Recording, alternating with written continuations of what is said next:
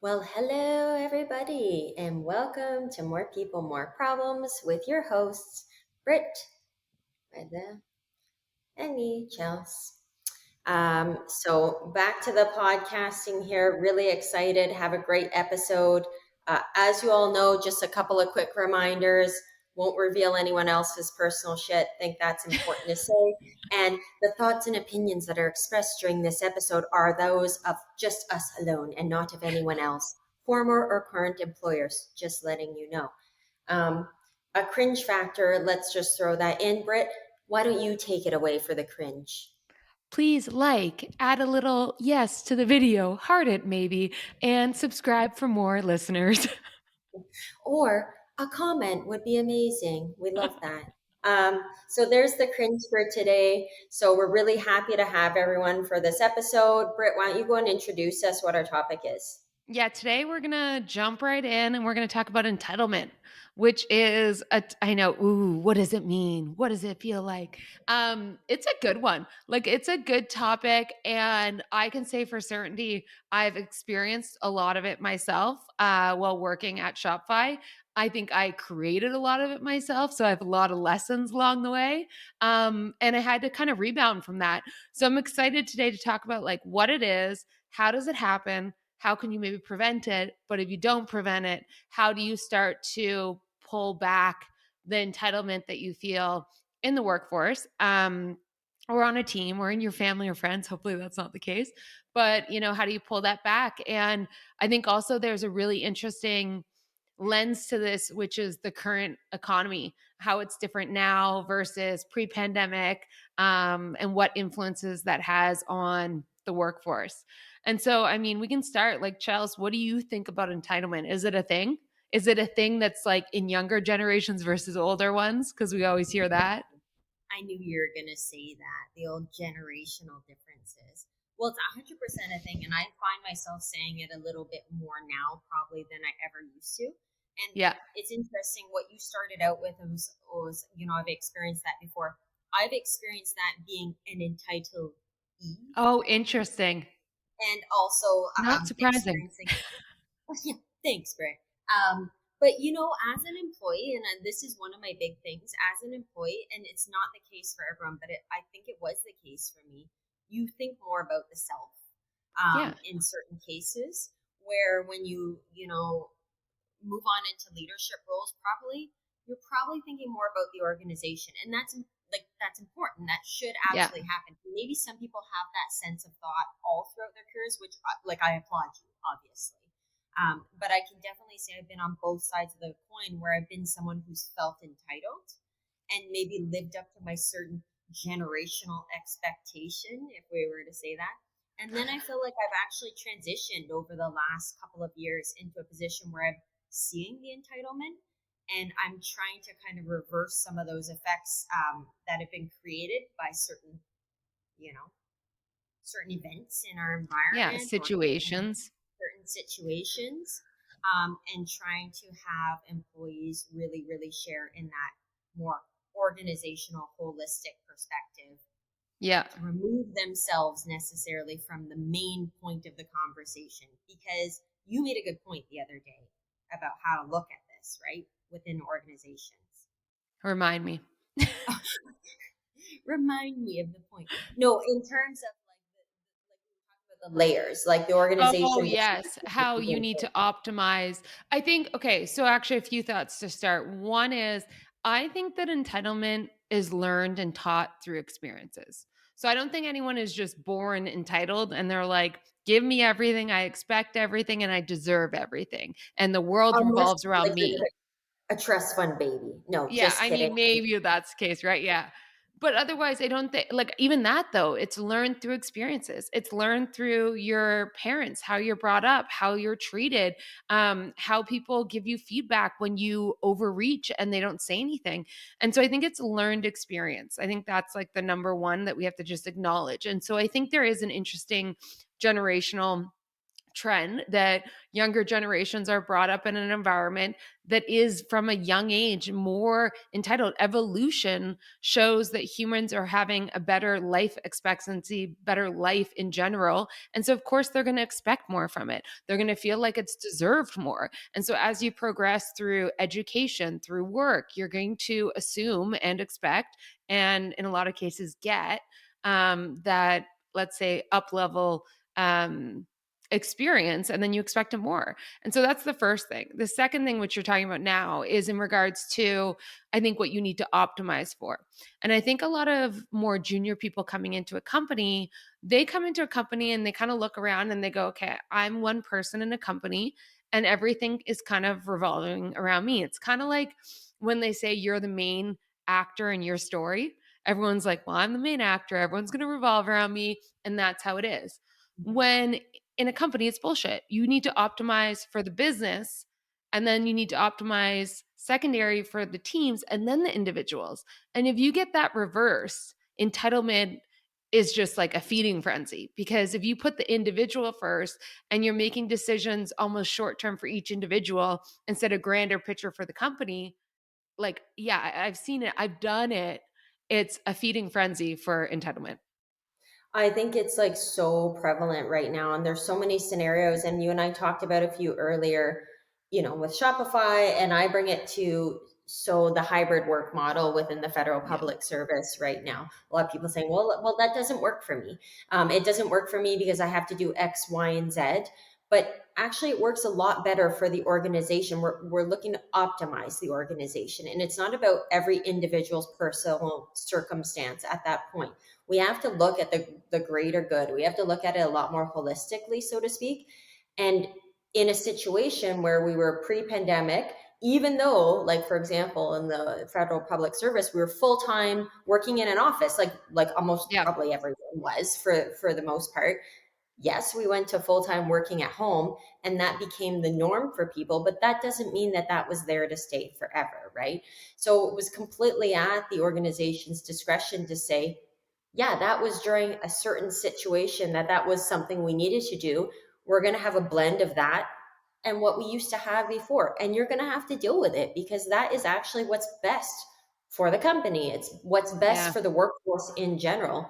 But most people take it personally and go, well, this was good for me, and I'm going to continue to think about me during this new transition. And that's where you got a lot of disheartened people, and a lot of that entitlement starts to unearth, and it's And then what uncomfortable. occurs? People fight back. When people don't understand it, they push back, they fight back, they potentially leave their jobs. And I think companies aren't always ready for that. So then they creep back into, oh, well, I'll make an exception for you and for you. Well, then that bleeds out and then it just all breaks down. And so I think that what you're saying, number one, though, is so important, which is when making, like, you can't forget you work for a business, and a Mhm. business has to make financial, strategic decisions for the overarching business, not for each individual. And it doesn't mean they can't care about the people and realize and value them, but it does mean that they can't make decisions just for the individual to better them and, worsen the company. And so I think that, people forget that. And so when making decisions like, okay, pandemic's here, everyone's working from home for the health, the safety, and like for us to continue to, you know, do our jobs and make our mission and impact in the company. Well, then things change. The pandemic evolves and companies want people to come back, whether that's hybrid or whether people are like, actually, we're going to keep the strategy that it's going to be distributed forever. And people say, like, oh, this is like switching the script. And it's like, once again, guess what? It's a business. They get to I'm change their mind for what's well, better like, for the business. exactly. And like, tell me about that power shift though of what we're seeing from Oh, yeah. This pre-pandemic is pandemic to post-pandemic, because that's So this really is interesting. one thing I'm seeing. So I saw this a lot at Shopify. And then now in advising a bunch of companies and seeing some changes in the macroeconomics of the market, I'm seeing a huge power shift. So before the pandemic and at the height of, like, I'll talk to the tech industry specifically, a lot of entitlement was going on. And there were some things that I would say we did at Shopify, but at every company people were doing to try and, like, balance out, make better decisions, like set better expectations, cut out the entitlement and be more real about what it's like to work and have respect and all these different things. But ultimately, there was a huge demand for talent and not a big supply. And if people didn't like what the company was saying or the experience they're getting, they were like, too bad, I'm out. I'm going to go get a job down the street and get paid just as much, if not more. And so that entitlement was breeding, and the power was really in the employee's hands in a lot of way. Fast forward to the pandemic, and I think that kind of, even amplified more the power in the employees because it was such a hard time. It was like, I need to be healthy. I need to work. What are you going to do for me? How are you going to set up my environment? There were so many uncertainties, which I get. And a lot of companies over indexed on high care, which then got them in trouble and created more entitlement. Well, fast forward again to right now, where the market and economy as a whole is really dropping.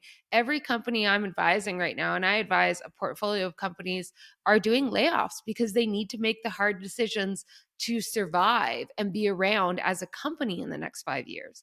And so, what happens with that is the power dynamic shifts because, if they're cutting their benefits and perks because they can't afford it, and employees are like, well, I always used to get this cleaning perk. So, how dare you take that away? I deserve it, AKA entitlement towards it. And they say, we can't do this, and here's why. And there's a way to do that we can get into later.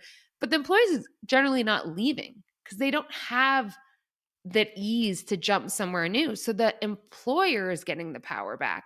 Or I wouldn't even say back, but it's evening out. And it really is creating a different, dynamic towards it. And it reminds me of things such as the Industrial Revolution. And I think this is why a lot of older generations are like, you young generations are so entitled. It's like we haven't gone through those hard times. So of course we are. We think it's all roses and sunshine and rainbows.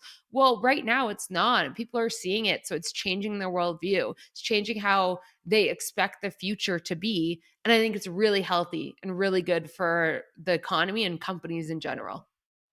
And I totally agree that this is a shift that we needed to move into because we were going into a really high period of high entitlement. So, not just with those benefits and perks, but what I'm seeing a lot in the government is those flexibilities that were granted, even though they were really skirting rules.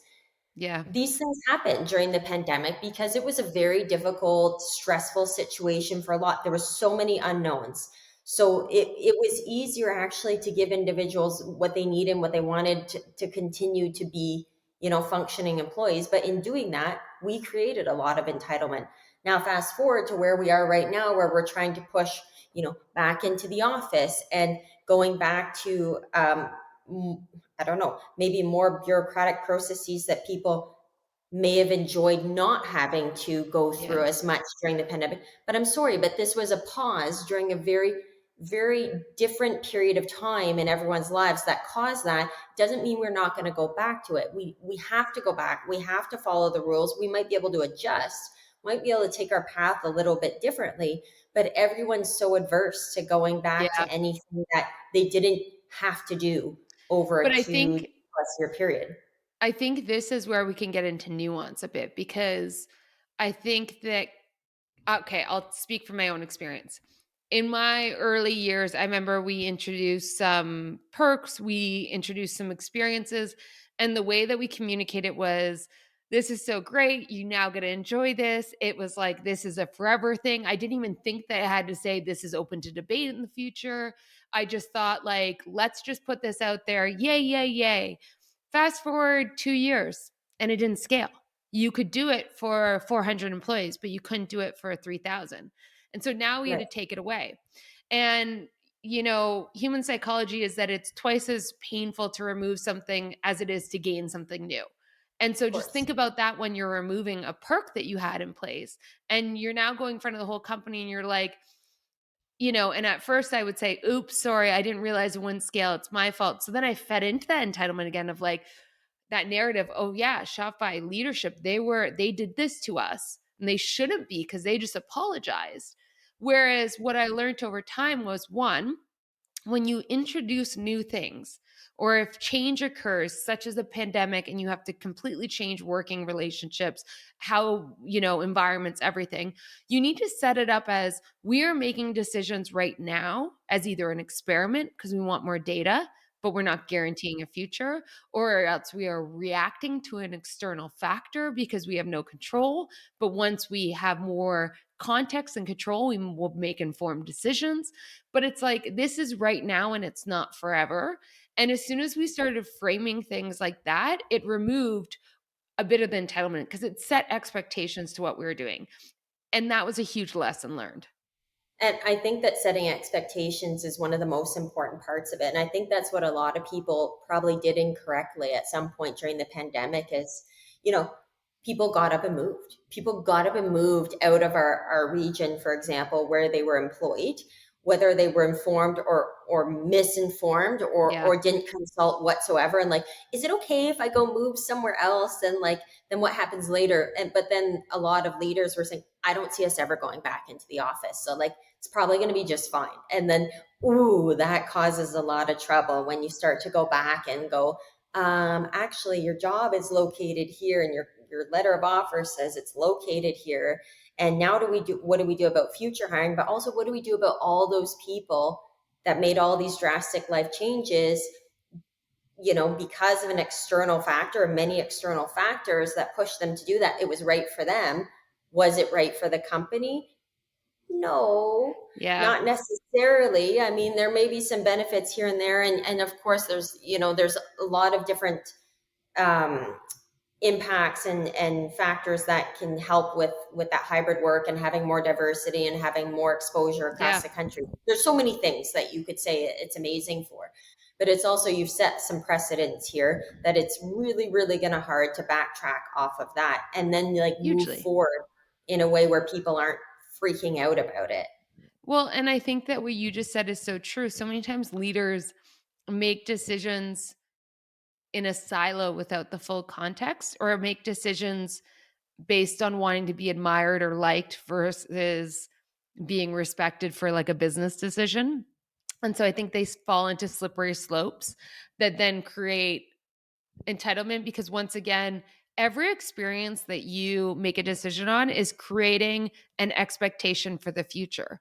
And so if you're saying, yeah, sure, I don't think we're ever going back, you move wherever, of course you're going to feel like I deserved this. You told me. Now you're baiting and switching. I'd be pissed. Like, I totally get that. And so I think it's like, another rule of thumb is when making major decisions in a company or setting expectations, you need to have principles behind them. You need to have alignment across leadership that is a company wide view of what you're trying to decide, and not just look in the next short term month, quarter, year, but really long term. What do we want to do? And like, I mean, to dissect the government decision, because I have many friends that moved away, or many leaders that said, yeah, because there was no alignment, there was no principles. It was like we're reacting. I think it would have been to pause and say, do we think we're going to have a hybrid in the future? Do we think we're going to come back?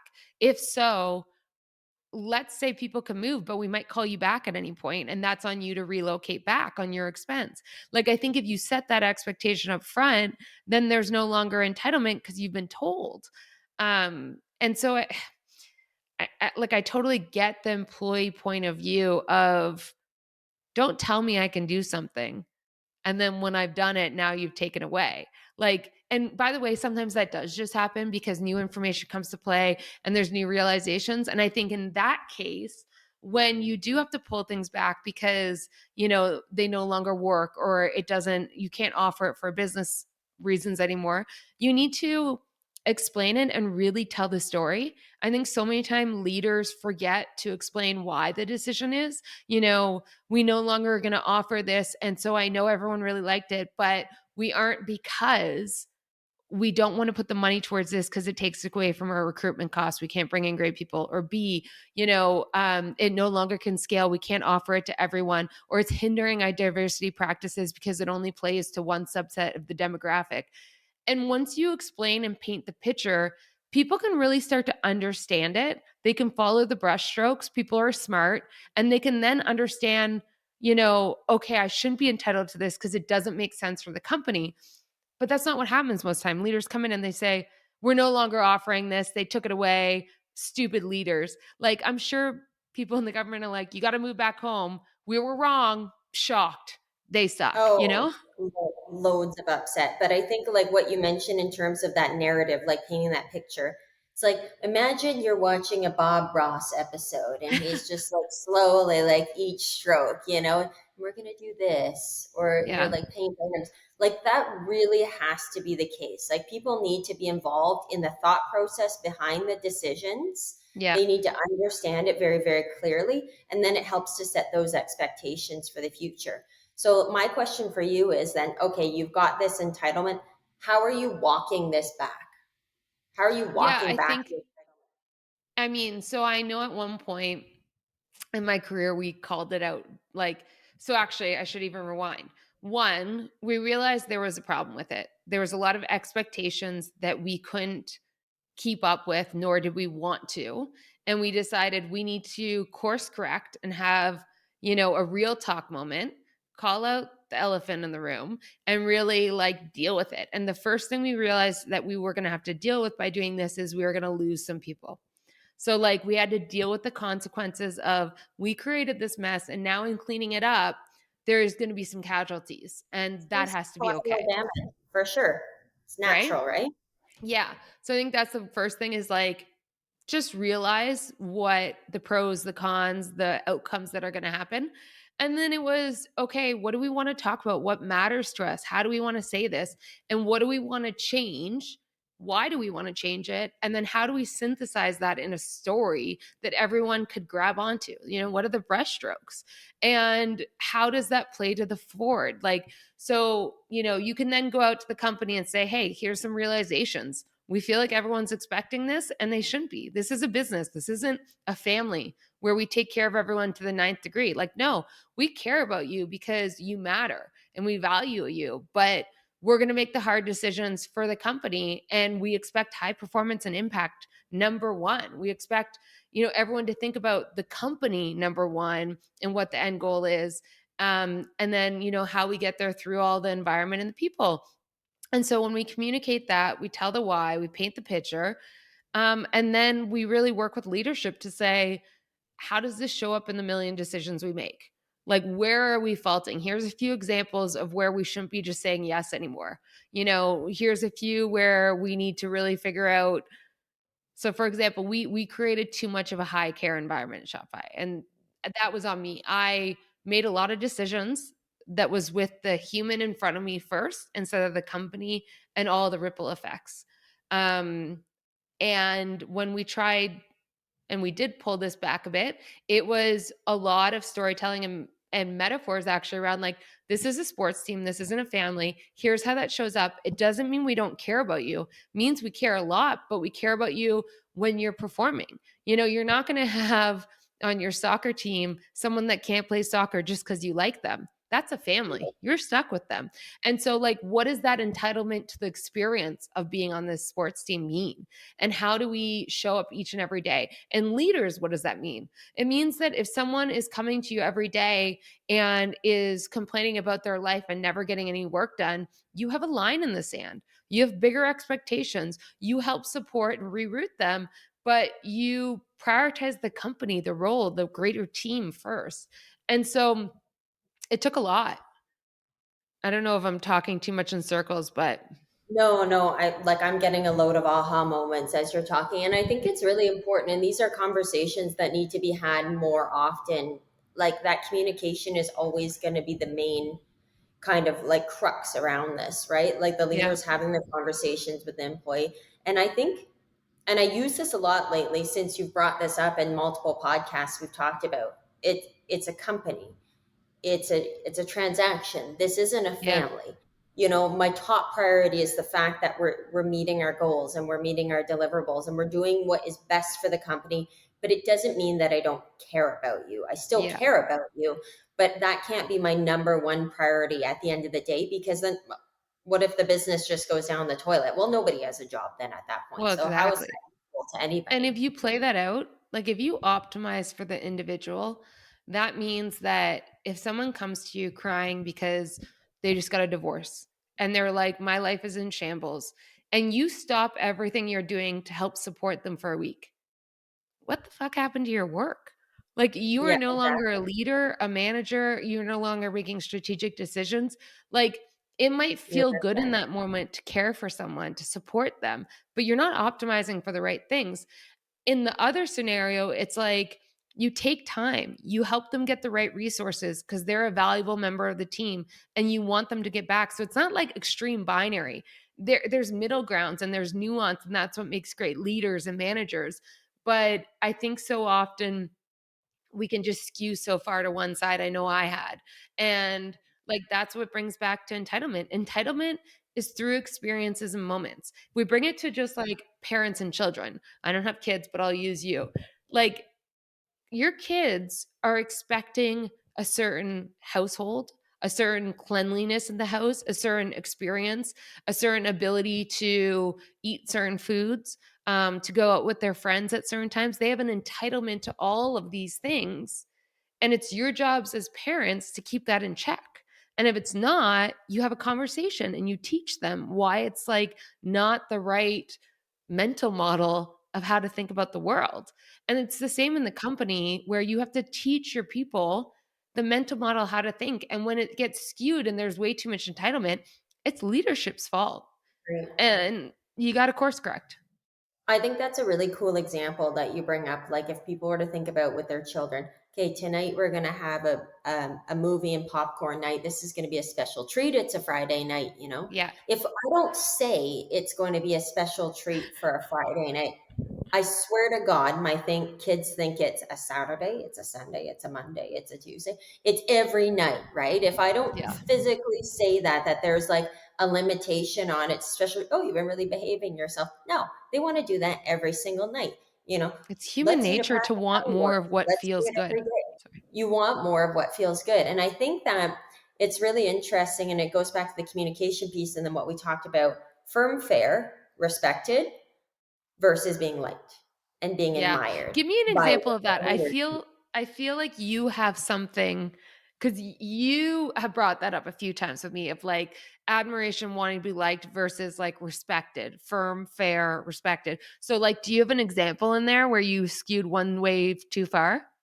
I think like a couple of years ago when I was just starting out as a manager, you know, going from employee to manager in those first couple of years are like the hardest, right? That's where you all do all of your learning. That's where you probably do some of your Yeah. biggest fails. And you're like, oh, I'll never do that again. Like, what was I thinking? And I think we all have a natural want or a need to feel loved and like to feel admired. But like, we can't get that mixed up with respect. And then again, relaying that to what's best for this organization as well. So think, for example, like when people have come to me at the last minute saying, or like, let's say for Christmas, everyone wants to be off. Everyone wants to be off work. You know, it's great, Christmas holidays, but you still Yeah. need to have a certain level of employees there because you need to operate your business still. Regardless, not everyone's on Christmas holidays, and there's people who work all the way through, and there's still clients who need support, right? You get someone who comes to you at the last minute, literally like December 20th. Can I take the 24th, 28th, 29th, whatever, the couple of days between Christmas and New Year's off? You go and look at the entire like team and you go like, oh, there's a lot of people off and this could really put us in a position. But like, then again, how can I say no to this person? Oh, and like their family's visiting. That would be so nice for them. And, you kind of give in and go, yeah, that's fine. I don't make decisions like that. I don't make decisions in the same way now as I used to. I know what's best for the company. I know what level of service is required for the organization to function properly. Everyone had clear expectations on in terms of when was the time to request leave, when Yeah. it would, be reviewed and granted in a more holistic approach based on Yeah. everyone else's leave. Then the thing is often when you do those types of things, you're also taking a hit on probably your own hard-earned vacation Yeah, because it's way you're harder on you. missing. So nowadays, I mean, I've had these types of conversations with employees before, and I've said, hey, you've come to me 2 months after the time where, and it clearly says, and people have collective agreements. So they have, like, they're supported by a union. that actually says like for peak periods when you need to request leave and when it needs to be reviewed by management. Not that it's always like followed to a T like that, but you've come to me weeks, months after the request. I've looked at everything, I've reviewed everything holistically. I have too many absences. I can't go over the absences. I've got just enough to like keep us going. And I've pleased enough people here. No, I'm sorry. You can't have those 2 days off. I mean, I would love for you to have those 2 days off. I'm not saying you can't take any leave. You just can't take any leave at that time. We all had the rules and the parameters of when we were meant to request and when things would be reviewed and approved. And you've gone far beyond that. I get sometimes things happen and things change, and maybe you just decided to give it a shot, and that's fine too. Sometimes you'll say, actually, surprisingly enough, we have a lot of Yeah. options available, but I know I have to make the right decision for the organization and for, the organization and then for the team as well, and go, okay, I'm a part of the team as well. Even if it works for the organization, then when I look at the team, it doesn't work for me because I haven't taken leave in 3 months, but I'm going to sacrifice my leave for somebody else's leave. Yeah. Yeah, you have to start like thinking back on those decisions, I think. And I think generally speaking, there's a difference between trying it just because life happened and it came up, and the other situation being this person, the last 5 times, that's how they request a time off and they got it. So they assume they're going to get it again. And when you don't give it, they get pissed off and they're like, what the heck? And Right. that's where the entitlement is. It's not like the ask, it's the expectation. And when it doesn't like realize to their view of it, that they Well, get like the pissed and other things expectation come. that yeah, it'll just be blindly granted. And then Yeah. also people's excuses, well, I have leave. Yeah, well, I mean, we all do. Like, unless Yeah. we've all blown it already halfway through the year, we all have leave. It doesn't mean you're going to be granted for that exact time frame that you've requested at that exact period. I Yeah. mean, you can save your leave, you can request it, but we still need to follow the rules at the end of the day. I think there's a lot of entitlement around that. And then you get disgruntled people like, I'm just going to call in sick all Christmas. And I can't stand that Well, stuff. Like, yeah, and it's, I don't know what it's like in the government, but like this is where when people then find a way to abuse it in another way, I think you have to be really firm and have the conversation again. I think what you said is great, which is no, but here's why, and let's educate on how to do it going forward. And if they then go around, it's like discipline should be happening. Like that's not okay. However, you decide to do that on you, on your company, on your norms and stuff. But I think that you gotta have the hard conversations. I think entitlement, grows when people avoid hard things and when, like you said, they go towards being liked or being admired, the emotional base feel goods instead of facts and optimizing for the business. And yes, you need to be respected, but you don't need to be liked all the time. That's the hardest role of being a leader, a manager, is realizing that. And so I think that you can create an environment that has clear expectations, that cuts out some of this excess entitlement if you really just have the right conversations up front and you educate when you change your mind and you hold true to what those principles are within your organization. 100%. And I was just, while you were talking, I was thinking of another example of the whole Yeah. liked versus respected and whatnot. I used to create such a casual environment, like all the time with my employees, that some people maybe just like felt a comfort for things to be really casual slash like jokey, but like almost insulting jokey. And then it catches you back one point, like thinking, that's actually not the type of environment that I want. And Yeah. actually, like you might have just said something in front of others, or like, and it seems like a sign of disrespect at times. And it kind of catches you off guard. And you're like, I created that. I Yeah. created that aspect of like, we could be that casual and you could get away with things and you're like openly joking about it. And I'm like, shit, I've Yeah. made a You huge create, error here. and it's hard. It is so hard to change things that are expected, especially when they are valuable. And like we said, humans crave value, whether it's a pizza party, a movie for kids, or a perk at a company, like you get full benefits and you get a house cleaner. Of course, it's going to suck when you take it away, especially if I don't understand the reason. And so, like, you just need to be mindful with what you're setting up and how you're framing it. and you need to take accountability like you just said, and you're a part as a leader of what you've created, which is hard. And like I said, I've honestly screwed up so many times with this, and I think you just learn more and more as you go.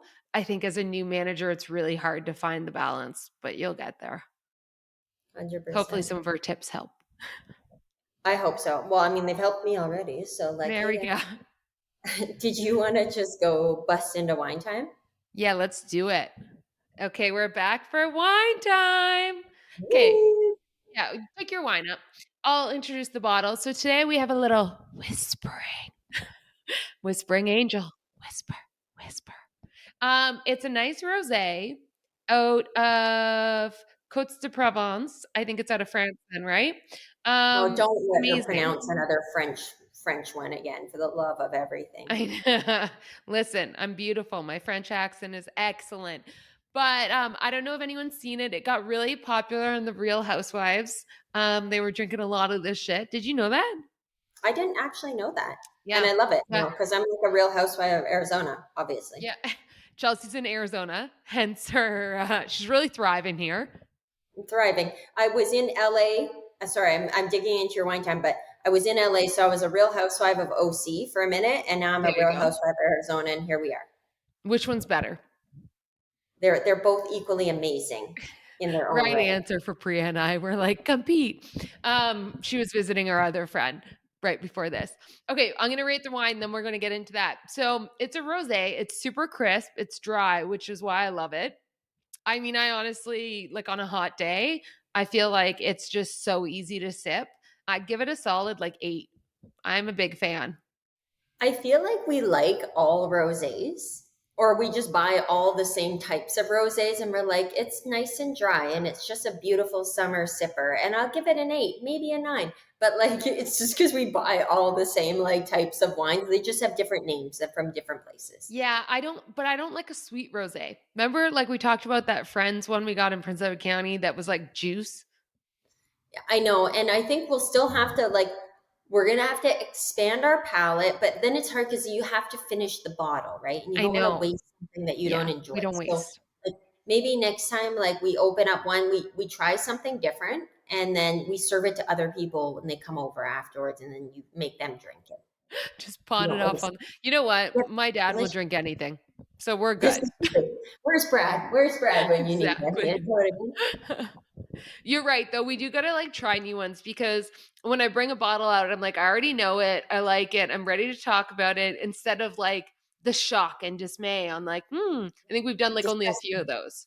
No, because we don't want to like. I mean, listen, Yeah, we are fair. thrifty people. We are not wasteful, and we definitely don't waste alcohol. You don't waste wine. You don't buy it, have a drink, and be like, "Oh, disgusting!" Like I was just taking a shot. No, I want to actually buy it and be like, "I'm gonna Speaking of drink this shots, afterward."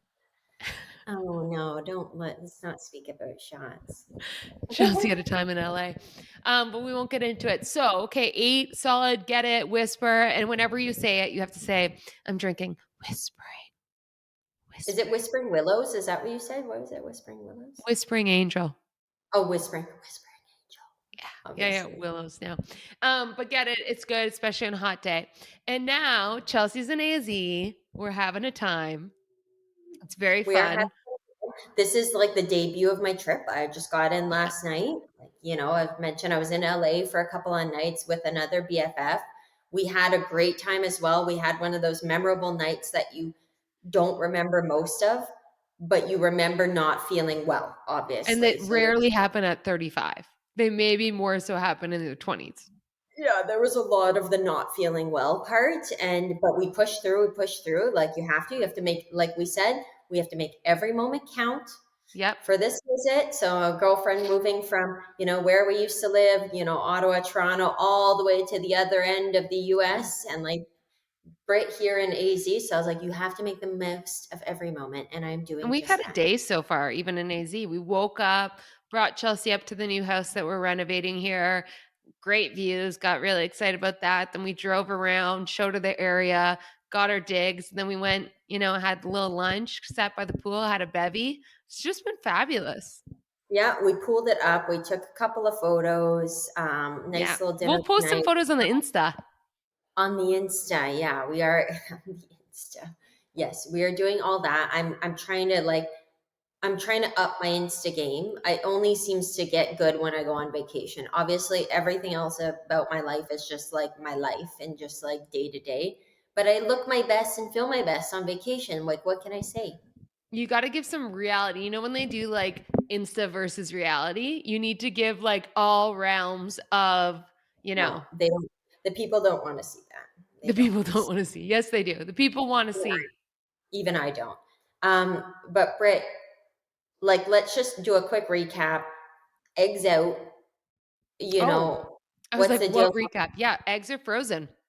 Eggs are frozen, making, the eggs are being made with the Yeah, sperm and and all creating that. embryos and then freezing them. It's quite the process to go through. To any other fellow women out there going through freezing their eggs or creating embryos, I just want to say a shout out to you because I mean, or anyone having babies in general, like what a woman can do with their body in any form is so fucking unbelievable. I just want to say cheers because Yeah, powerful sure. super women. You know what's cracking me up when you just drop the F word? And like the other night I was talking around and she's like, I didn't realize how much Brittany swears. I And I was don't like, yeah, swear that much. Do you think I do? I think in the first couple episodes you do, but like every time, like, you swear now, it like hits me a little bit. Like, oh, so Should I prideful. try and pull it back? Should I rein it in a Well, little? that's okay. I think you can say the F word, like grown I just adults. I think like the the F F word. I word. feel like it just rolls off the tongue. It's not like I'm saying like see you next Tuesday. Like I'm saying just like a, you know. Anyways, I Okay, shouldn't go down that drain. But I would just let me say something really quick because you said see you next Tuesday, and you won't get this yet because you're not that far into Vanderpump Rules. But I just want to tell everyone that when I was in LA, oh I yeah. went to Tom Tom for dinner, and it was amazing. And I walked by Pump and I walked by Sir, and it was fulfilling all my VPR dreams. Brittany, you'll get this in a couple of seasons when we talk about the see you next Tuesday, and you'll be like, oh my God, that's what she was talking about. I'm just going to leave that for a surprise plug for you. Let's go back to the eggs. Love it. I'm on season 3 and I'm enthralled. I will be watching every episode. It's like my guilty pleasure. Scott goes away and I'm like, binge watch VPR. Let's go. Love it. And yeah, back to the eggs. I mean, feeling good. We ended up with 2 really healthy embryos. So they're going frozen and I feel good about that. Might do another round in the future. I mean, all you can hope for is more optionality with whatever you choose. But I would say, I would honestly, after the process, I would just encourage anyone. And I realize it's like a privilege to be able to do it, but anyone who wants to and is able to do it, I would say go for it. It's totally manageable. If you want a little sponsor or a little heads up or, just someone to talk to, reach out. I'm more than happy to chat. I had so many wonderful women in my corner through it that I could just text and say, is this normal? What's this? Da, da, da, da. And so, yeah, I say go for it. And I'm happy and we're very happy with where we ended up. And now I'm Oh, drinking again. Like I said, back on the sauce. you're back on the sauce. Well, I was Yes, always for a on the while. sauce. You're back on the sauce, so that's exciting. So, I mean, at some point there'll be a little whispering baby, so that's really Let's exciting. hope. Let's hope. A Woo! little whispering. It's Amazing. probably like a Well, cheers. yelling baby. Yeah, yeah, you're right. They don't whisper; they scream. No. Cheers. Is this the end of this? Is that what you- I don't know. Is it? I was just cheersing to the future Wilson Oh, baby. the We future. can end it here. Up to you. Is this a blooper? No, we'll keep it in.